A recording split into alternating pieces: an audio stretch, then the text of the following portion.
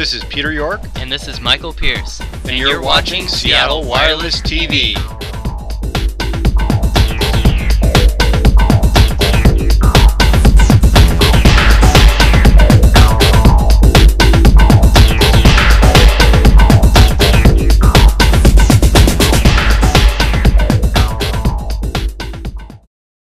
Peter York here, atop Mount Baldy, at a decommissioned AT&T microwave facility, is ground zero for the SnowNet project. Located some 4,000 feet above sea level, SnowNet project founder Casey Halverson plans to create a wireless backbone in Washington State.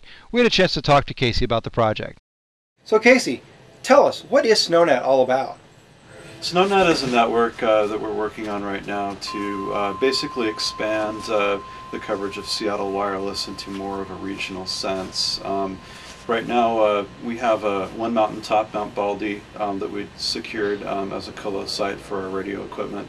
And the dream was, back in the day, was to connect, Seattle and Tacoma, and it was kind of a long shot.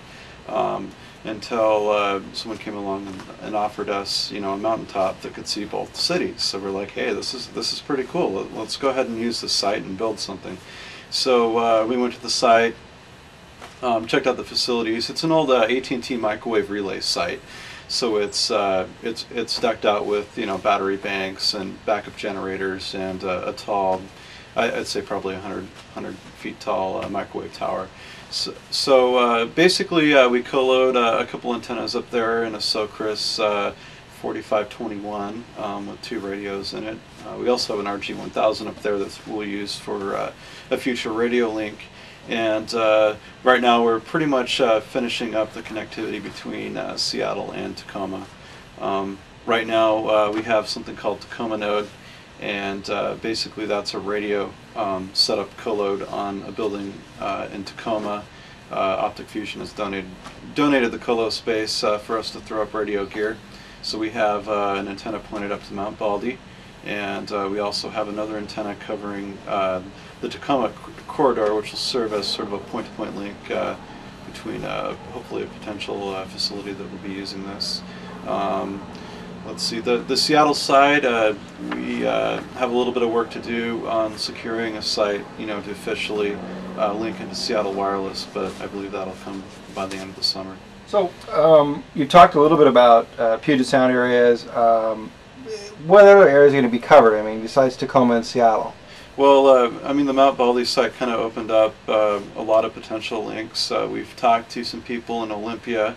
That also is line of sight from the facility. We're line of sight to north of Seattle. We can see a mountaintop called Blinn up in the Northern Olympics, and there's been talk about maybe using a site, up around in the Northern Olympics to tie into some communities up there and possibly get into Canada. Mount Baldy also, its primary function was to link over to Eastern Washington. So now, by coordinating with other sites in Eastern Washington, we actually can extend our network to reach potentially communities like Yakima and Wenatchee, and perhaps provide coverage to Mount Rainier as well, as sort of like. We wouldn't put any facilities on Mount Rainier per se, but we'd be able to cover the mountaintop in case somebody wanted to use it for maybe a live feed during their climb or something similar to that. What is the future of SnowNet? Where do you see it going in about 5 years' time? Well, SnowNet, it's more of a concept. Basically, we're given the opportunity to use one site. Well, there's other sites out there that are willing to donate space as well. Provided that we install equipment. Well, I appreciate your time. Thank you, Casey. No problem.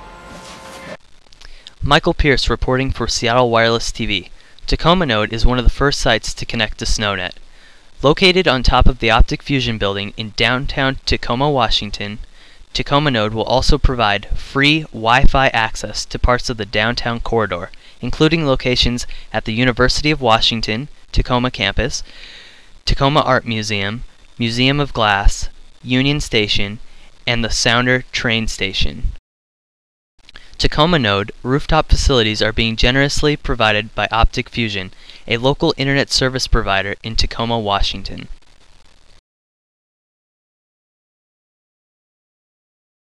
So we're here with Scott Kennedy from the Drinkmore Cafe. He's the proprietor here. Scott, let's talk a little bit about what you guys are doing with Wi-Fi here. So how did you set up the Wi-Fi hotspot at your place of business?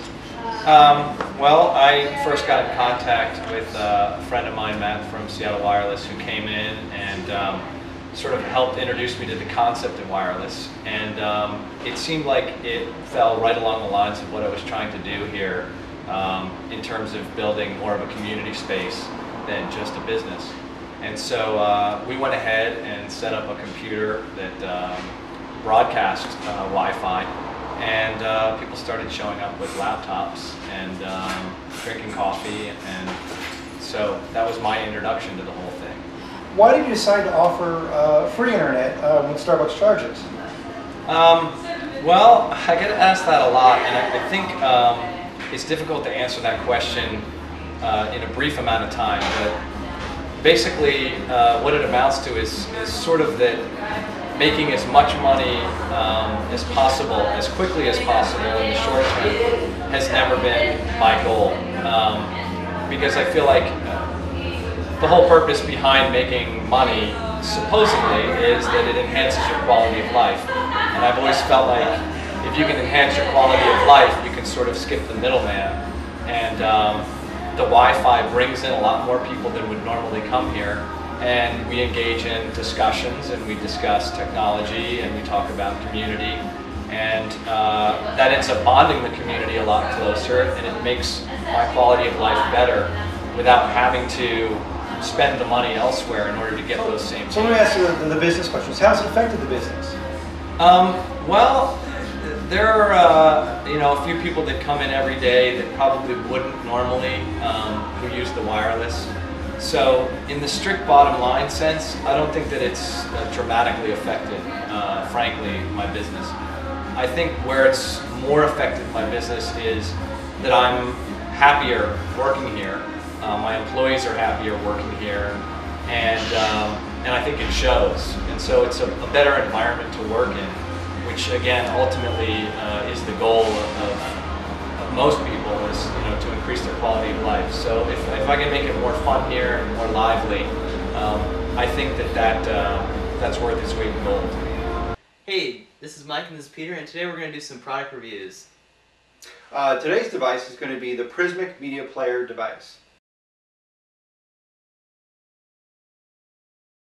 The Prismiq Media Player lets you enjoy music, photos, and videos stored on a networked Windows PC through your television or stereo system.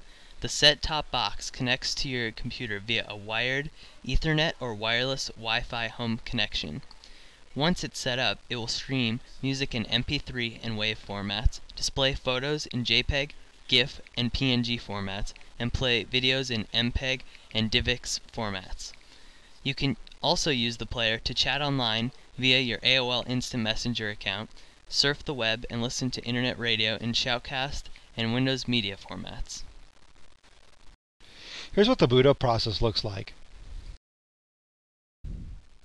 Alright, so you'll see that you're presented with a homepage screen that shows you currently where it's configured. So in this case it's Edgewood, Washington, the temperature, as well as your stock pics and a satellite photo. And you can also see down here at the bottom the top news. So I click top news and you can see, let's see what's in today's top news. Kidnapped driver freed, U.S. voices new worries on North Korea nukes, and you can go down and read some more news. Not looking too good, huh, Peter? No, the news is pretty bad. So let's go ahead and go back. So let's go ahead and take a look at Peter's audio collection. So here's my audio collection. You'll notice that what you're presented is a list of songs by title. It can also be listed by the artist as well as genre. By the way, these songs are all legal. Here's the video portion of this. You'll notice that I actually have some DivX rips of my Babylon 5 CDs. I think second season. You'll notice that first you get a small window, and then of course you can expand it up to a large full screen window. Well, that was the Prismiq Media Player device. For more information, visit their website. Alright, well, that was it. Thanks for watching, and be sure to check out our website at tv.seattlewireless.net.